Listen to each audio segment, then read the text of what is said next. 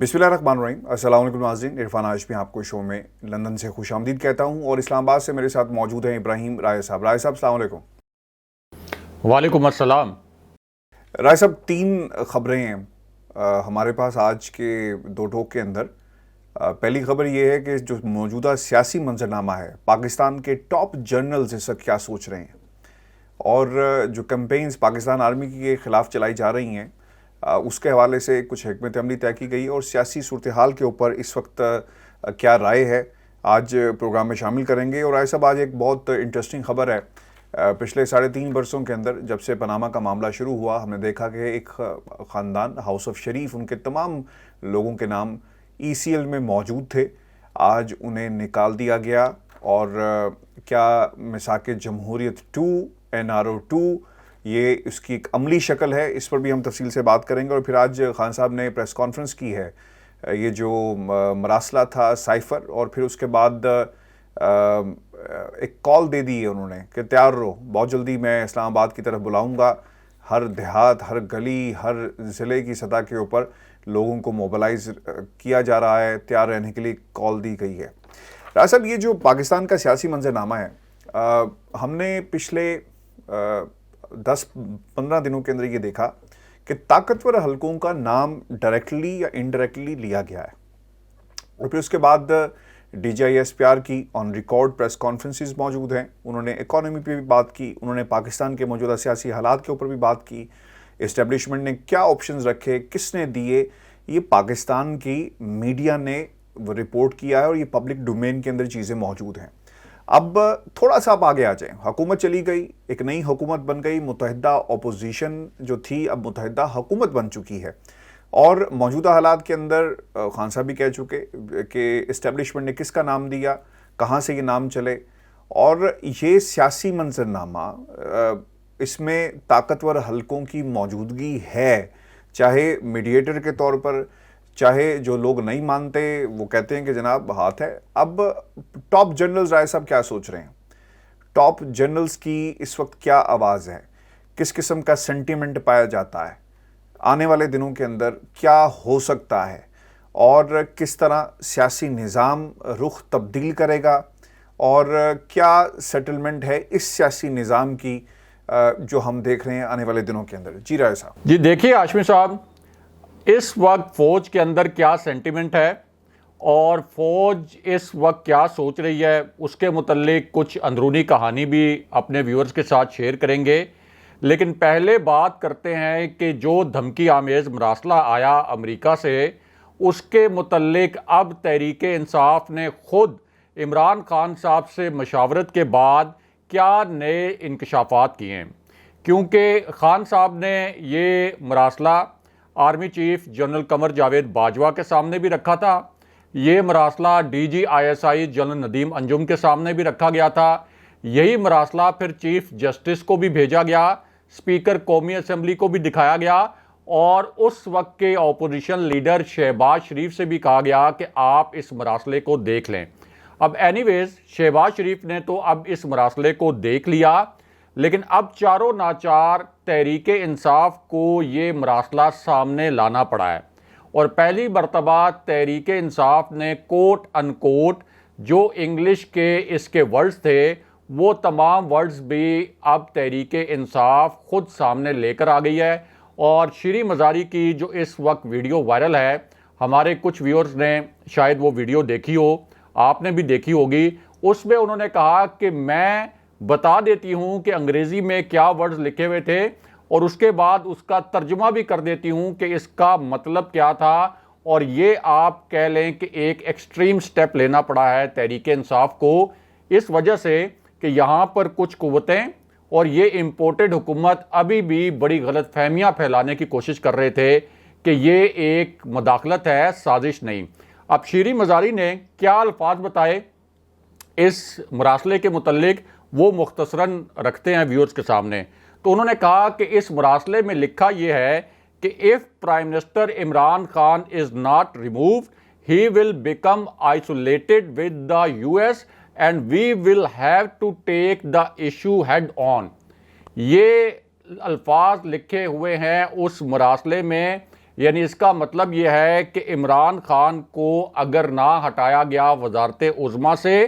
تو پھر امریکہ کے ساتھ عمران خان صاحب کو تنہا کر دیا جائے گا اور امریکہ اس معاملے سے براہ راست نمٹے گا اور براہ راست ایکشن لے گا، معاملات کو اپنے ہاتھ میں لے لے گا۔ بہت اہم فکرہ ہے کہ we will have to take the issue head on. Head on کی جو اصطلاح ہے وہ کن معنوں میں استعمال ہوتی ہے؟ کھلی مہاجرائی اور کھلی لڑائی۔ تو یہ الفاظ اب شیریں مزاری کو بتانے پڑے ہیں کہ یہ الفاظ لکھے ہوئے ہیں۔ ساتھ ہی انہوں نے یہ بھی کہا کہ اس کا جو دوسرا فقرہ ہے اس میں یہ لکھا ہوا ہے کہ however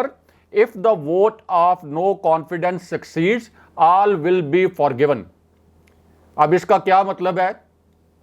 کہ اگر تحریک عدم اعتماد کامیاب ہو گئی تو پھر سب کچھ معاف کر دیا جائے گا، all will be forgiven۔ یہ اس مراسلے کے الفاظ ہیں۔ انہوں نے کہا کہ میں نے یہ مراسلہ دیکھا ہے، کسی نے مجھے چیلنج کرنا ہے تو مجھے چیلنج کر دے۔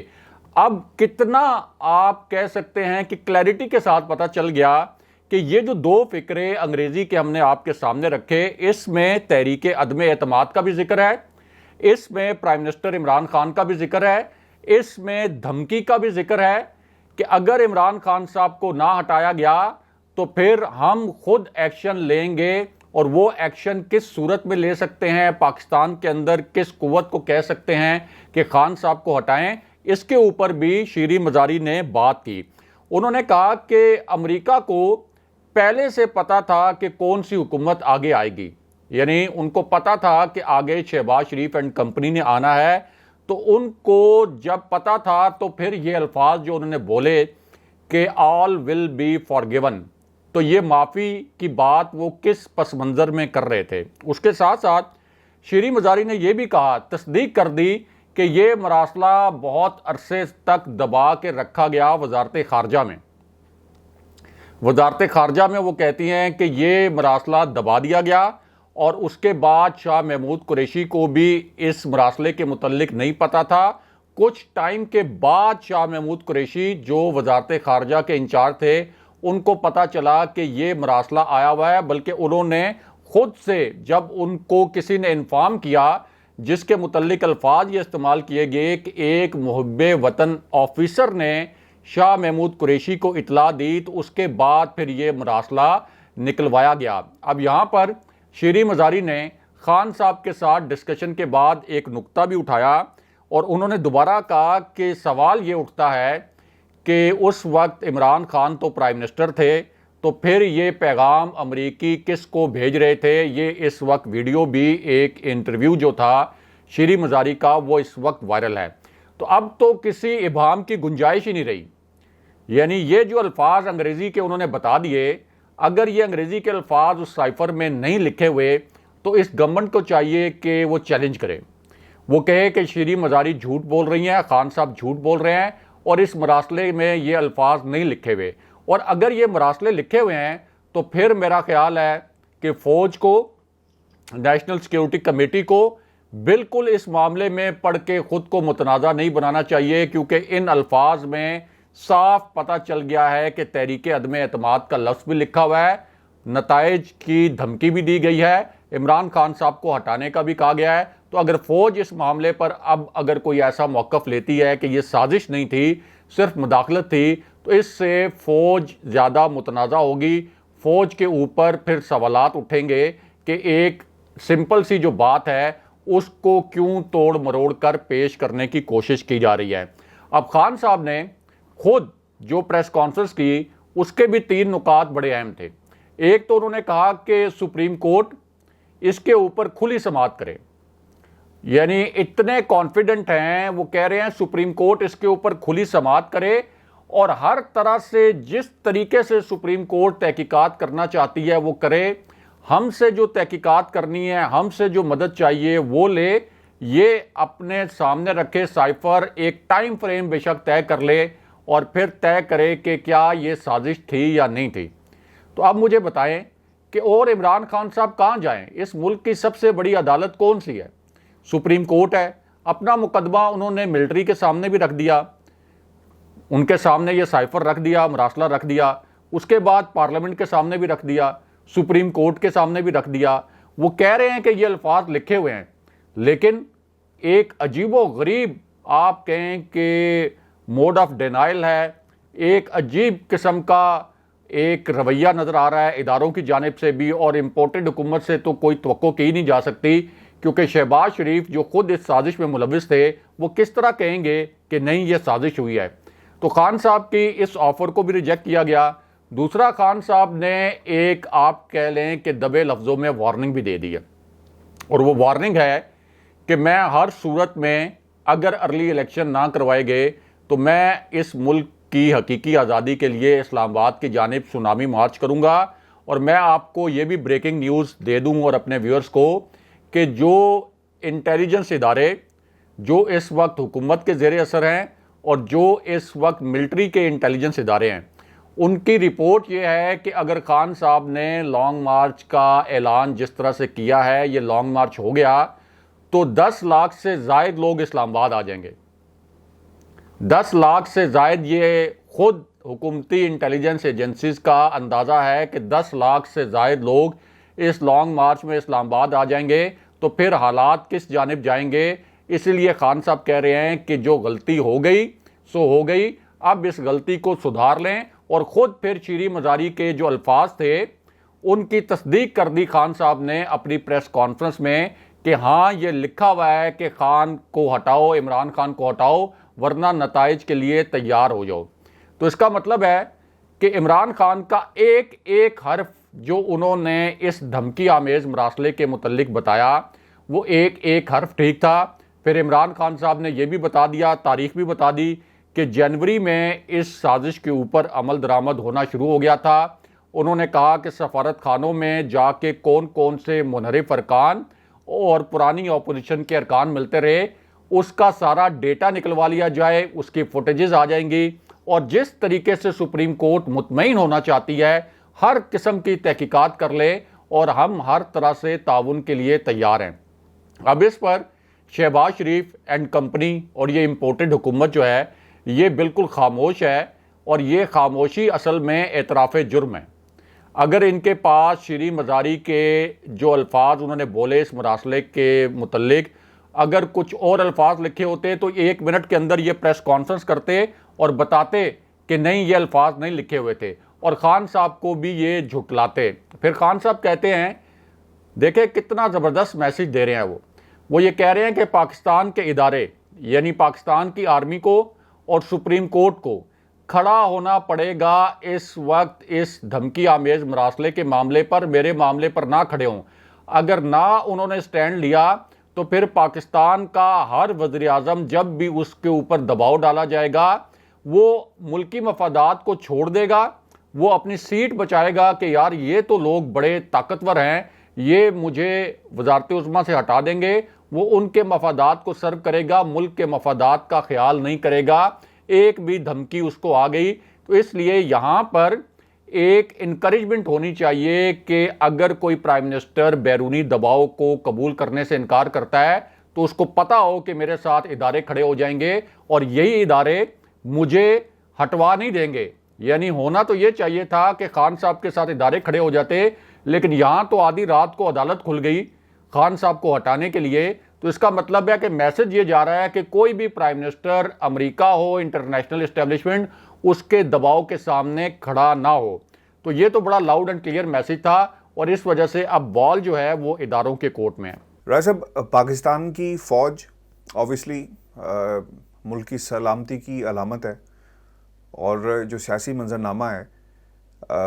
ہم نے جو میڈیا ڈومین کے اندر خبریں موجود ہیں اور جس طرح سے اسٹیبلشمنٹ کا کردار رہا میڈییشن کا, اس کا ذکر ہم نے متعدد بار کیا ہے. تو میں اسی ناطے سے اور اسی جو سلسلہ ہے پاکستان کے طاقتور حلقوں کا,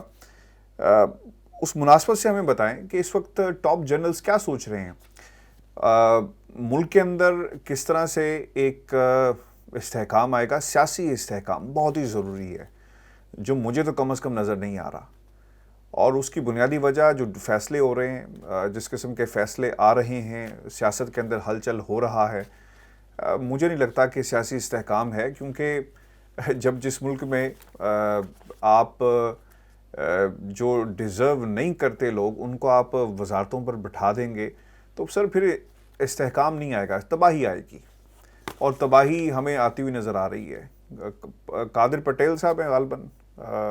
ان کی قابلیت اور ڈاکٹر فیصل کی قابلیت کا سر کوئی موازنہ تو نہیں ہے، اور ان کی صرف قابلیت یہ تھی کہ انہوں نے ایک پیپلز پارٹی کے ایک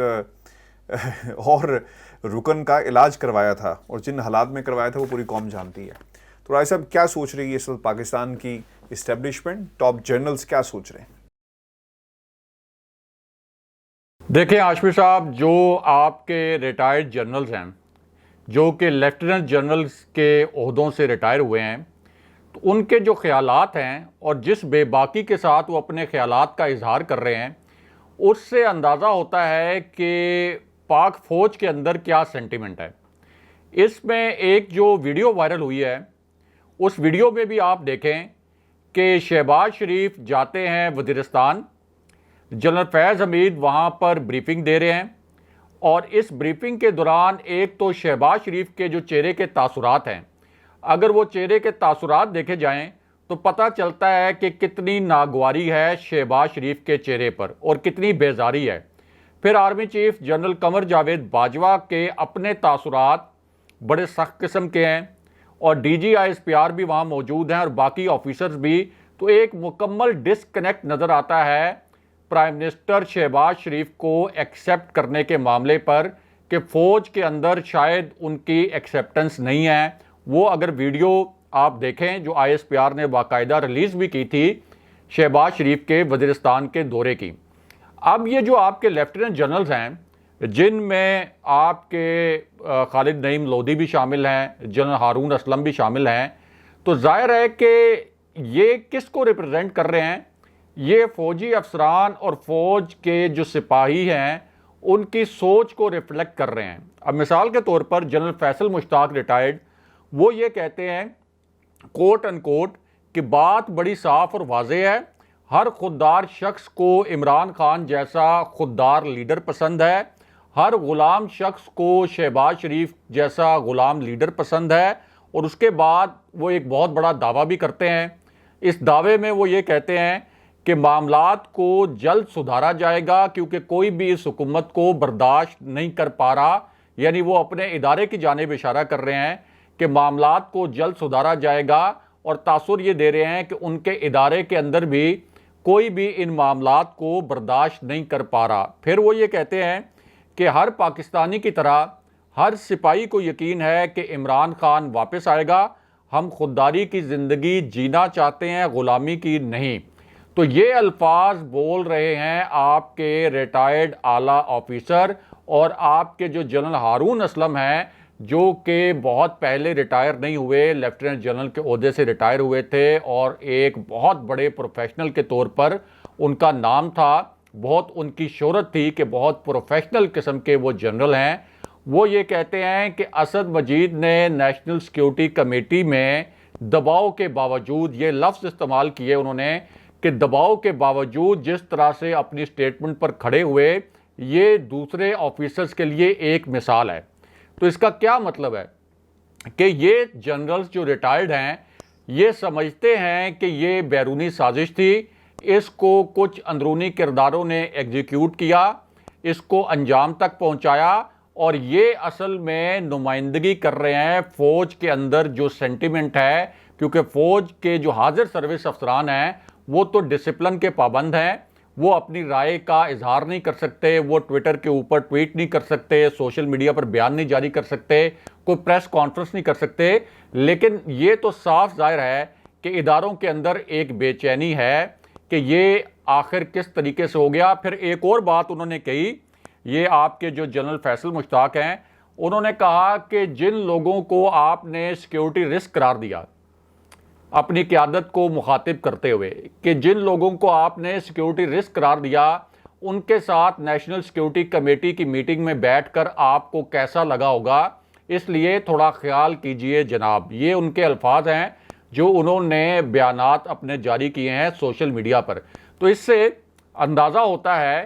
کہ ایک کس قسم کا ایک احساس اور ایک جذبہ اور ایک تاثر جو ہے وہ پاک فوج کے اندر بھی پایا جاتا ہے، اور اس کی سب سے بڑی وجہ یہ ہے کہ اگر تو عمران خان صاحب کو ریپلیس کر کے ان سے کوئی بہتر حکمران لایا جاتا تو پھر تو شاید اس قسم کا سینٹیمنٹ نہ ہوتا، لیکن اب جو حکمران لائے گئے ہیں وہ ایسے حکمران ہیں کہ ان کی کرپشن تو ایک طرف، وہ تو اب اتنی دفعہ ڈسکس ہو چکی ہے کہ کرپشن میں جس طرح سے وہ لتھڑے ہوئے ہیں، اس کے ساتھ ساتھ ان کا جو ماضی ہے، جو ماضی قریب، وہ اس طرح کا رہا ہے جو فوج دشمنی پر مبنی رہا ہے۔ یعنی فضل الرحمان نے کہا، جن کی جماعت کو اب وزارتوں سے نوازا گیا ہے اور وزارت مواصلات بھی دی گئی ہے، انہوں نے کہا کہ ہمارے تیروں کا رخ جی ایچ کیو کی جانب ہوگا۔ کب کہا؟ آج سے صرف 8 ہفتے پہلے۔ ہماری جنگ جی ایچ کیو سے ہے، ہمارا دھرنا جی ایچ کیو پر ہوگا۔ مریم نواز، انہوں نے کہا کہ آزاد کشمیر میں فوج سے آزادی کے نعرے لگ رہے ہیں، فوج سے بغاوت ہو رہی ہے۔ میاں نواز شریف، انہوں نے کہا کہ army chief general Qamar Javed Bajwa کے اوپر ہم آرٹیکل 6 کے تحت غداری کا مقدمہ چلائیں گے جب ہم اقتدار میں آئیں گے۔ اس کے ساتھ ساتھ محسن داوڑ، جن کا پورا ظاہر ہے کہ سب کو پتہ ہے کہ ایک خاص قسم کی سوچ ہے، اور انہوں نے تو اب بھی اس امپورٹڈ حکومت کے آنے کے بعد بھی فوج کو چارج شیٹ کرنے کی کوشش کی، اور انہوں نے کہا کہ افغانستان کے اندر پاک فوج نے دراندازی کی ہے۔ تو وہ تمام عناصر جو کہ اس فوج کے بدترین مخالف تھے، جن کے متعلق ہمیں فوج نے بتایا تھا کہ یہ تو فوج مخالف بھی ہیں اور ریاست مخالف بھی ہیں، ہمیں تو D G S P R نے بھی پریس کانفرنس کر کے بتایا تھا، فوج نے ہی ہمیں بتایا تھا،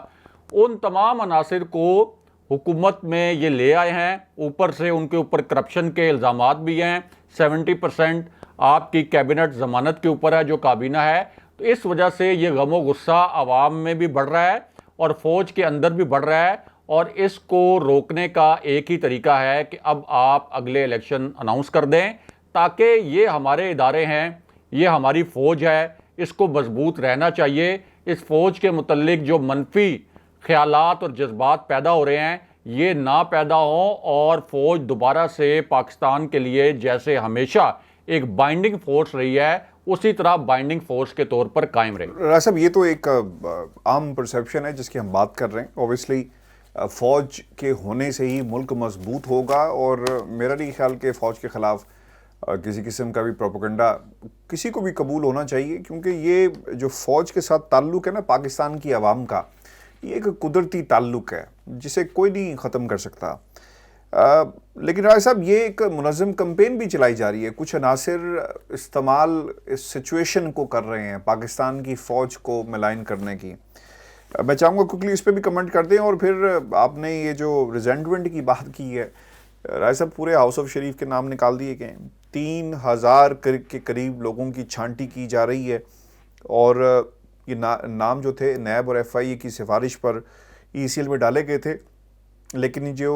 عدالت اور سیکیورٹی ادارے کی سفارش پر نام ڈالے گئے ہیں، ان کو یہ اس میں موجود رہیں گے۔ اس میں مریم نواز، اس کے علاوہ سلیمان شہباز، حمزہ شہباز، اور جو نواز شریف صاحب، ہاؤس آف شریف پورے کا پورا سر نام نکال دیا گیا ہے۔ دس از NRO2 سر، NRO2 کا عملی مظاہرہ ہم دیکھ رہے ہیں، اور مساق جمہوریت کا عملی مظاہرہ دیکھ رہے ہیں۔ جی راج صاحب، دیکھیں، اس ملک کو شریف خاندان کا اور زرداری خاندان کا غلام بنا دیا گیا ہے، ان کو دوبارہ سے مسلط کر دیا گیا ہے، اور یہ اگر ووٹ کی طاقت سے مسلط ہوتے تو پھر بھی یہ کہا جاتا کہ چلیں، عوام میں اگر شعور نہیں ہے اور عوام نے الیکٹ کیا ہے تو وہ فیصلہ قبول کرنا چاہیے، لیکن ایک سازش کے نتیجے میں ان کو مسلط کیا گیا ہے، اور اب تمام ادارے ان کے تابع ہیں، اور یہ اداروں کو روندتے چلے جائیں گے، قانون کو اپنے تابع کرتے چلے جائیں گے۔ یعنی مریم نواز کو تو پاسپورٹ سرنڈر کرنے کا حکم لاہور ہائی کورٹ نے دیا تھا، اور مریم نواز کے اوپر کیسز بھی ہیں، لیکن اب وہ قانون جو کہ اس امپورٹڈ حکومت کے آنے سے پہلے مریم نواز کو باہر جانے سے روکتا تھا، وہ کیسے اس حکومت کے آنے کے بعد فوراً تبدیل ہو گیا؟ یعنی یہ سوال ہے نا کہ آج سے 10 دن پہلے تک قانون کے تحت مریم نواز باہر نہیں جا سکتی تھی، اب وہ قانون کیا تبدیل ہو گیا ہے کہ مریم نواز کا نام ای سی ایل سے نکل گیا؟ تو اس کا مطلب تو یہ ہے کہ یہ حکومت ہر قسم کا جو ہتھ کنڈا استعمال کرے گی کہ ہر قسم کے قانون کو اپنی مرضی سے اپنے مفاد کے لیے استعمال کرنے کے لیے. تو اب کیا سپریم کورٹ آدھی رات کو کھلے گی یا ہائی کورٹ کھلے گی کہ یہ کیسے نام نکل گئے راتوں رات, اور ان کے اوپر کیسز بھی تھے. اگر ان کے اوپر کیسز نہیں تھے, مثال کے طور پر مریم نواز ECL پر اگر ان کا نام غلط طریقے سے ڈالا گیا تھا تو وہ اس کو چیلنج کر کے نکلوا لیتی, لیکن مریم نواز نے چیلنج کر کے اس لیے نکلوانے کی کوشش نہیں کی کہ مریم نواز کو پتا تھا کہ مریم نواز کے آرگومنٹس اتنے مضبوط نہیں ہیں کہ ان کا نام ECL سے نکالا جائے, ورنہ تو وہ پہلے اپنے بیٹے کی شادی میں جانے کے لیے اپنا نام ECL سے نکلوا دیتی. تو یہ تو 2-3 جو خاندان ہیں ان کو وائسرائے بنا کر ہمارے سروں پر مسلط کر دیا گیا ہے زبردستی. صرف ہمارے سروں پر نہیں, فوج کے اوپر بھی مسلط کر دیا گیا ہے. یعنی فوج کے جوان بھی یہ سوچتے ہوں گے کہ 4-5-6 ہفتے پہلے تک تو یہ فوج کے خلاف کتنا زہریلا قسم کا پروپیگنڈا کر رہے تھے, اور اب یہی ہمارے حکمران بن گئے ہیں. اب انہی حکمرانوں کو سلیوٹ بھی کرنا پڑتا ہوگا, ہمارے جو فوجی آفیسر ہیں اور فوجی جو جوان ہیں. تو یہ کتنا بڑا المیہ ہے. اب اس پوری صورتحال سے بچنے کے لیے, تصادم سے بچنے کے لیے, آپ یہ کہیں کہ ایک انتشار سے بچنے کے لیے, قوم کو متحد رکھنے کے لیے ایک آسان حل ہے کہ الیکشن کی جانب جایا جائے. تو اس میں کس کا نقصان ہے؟ کسی کا نقصان نہیں ہے. یہ تو نظر آ رہا ہے اداروں کو کہ یہ وزارتیں کس طرح سے تقسیم کر رہے ہیں. وزارتیں تقسیم کرنے کا مقصد ہے پاکستان کے وسائل کو کتنی بے دردی سے تقسیم کیا جا رہا ہے کہ اچھا 14 جماعتیں ہیں تو 3 وزارتیں اس کو دے دیں, 2 وزارتیں ادھر بانٹ دیں, اور پھر بلاول بھٹو اپنی من پسند وزارتیں لینے کے لیے لندن چلے گئے کہ جیسے یہ کوئی ان کے گھر کا مال ہے اور انہوں نے اپنی مرضی سے اس کی بندر بانٹ کرنی ہے. تو ادارے کیا یہ تمام معاملات نہیں دیکھ رہے؟ اور پھر سپریم کورٹ سے بھی ایک ویلڈ کویسچن کیا جب انہوں نے کہا, چیف جسٹس نے, کہ ہم تو آئین کے مطابق فیصلے کرتے رہیں گے, کسی کو سپریم کورٹ پر انگلی اٹھانے کی ضرورت نہیں. تو خان صاحب نے کہا کہ یہ جو سندھ ہاؤس اسلام آباد میں, یہاں سے جب وہ فوٹیجز سامنے آئی تھیں کہ ہمارے منحرف ارکان کو یہاں پر رکھا گیا تھا, تو کیا وہ کوئی آئینی کام تھا؟ ظاہر ہے کہ وہ بھی غیر آئینی کام تھا. تو اس پر از خود نوٹس کیوں نہیں لیا سپریم کورٹ نے؟ آج تک شہباز شریف کے جو کرپشن کے کیسز ہیں جن پر وہ التوا مانگتے رہے, اس پر تو اتوار کو عدالت نہیں کھلی کہ اس کرپشن کے کیس کو منطقی انجام تک پہنچائیں. تو یہاں پر ہماری عدالتوں کا کردار بھی انتہائی مایوس کن رہا ہے, اور اس کی وجہ سب کو پتہ ہے کہ شریف خاندان کس طریقے سے پاکستان کے قانونی نظام سے ریلیف حاصل کرتا رہا ہے. اور اس مرتبہ آپ یہ بھی کہہ لیں کہ پاکستان کی جو افواج ہیں, پاکستان کی عسکری قیادت, لوگ ان سے گلے شکوے کر رہے ہیں کہ اس سازش کو روکنے کے لیے جو کردار آپ کو ادا کرنا چاہیے تھا وہ ایکسپیکٹیشنز پوری نہیں ہوئیں. اور آپ نے کہا کہ کچھ لوگ کیمپین چلا رہے ہیں. بالکل, کچھ لوگ بہت گھناؤنی قسم کی کیمپین انڈیا سے بھی چلا رہے ہیں, لیکن یہ بھی ایک حقیقت ہے کہ بہت سے پاکستانی بھی بہت خلوص کے ساتھ گلے شکوے بھی کر رہے ہیں پاک فوج کے ساتھ. ایسا نہیں ہے کہ پاکستان کے لوگ کوئی گلے شکوے نہیں کر رہے, وہ بھی گلے شکوے کر رہے ہیں. بہت شکریہ. ایسا ویورز, یہ آج کا شو تھا. اپنے کمنٹس بھیجیے گا, چینل کو ضرور سبسکرائب کریں. مجھے اور ابراہیم راہیل صاحب کو اجازت دیجیے. اللہ نگہبان.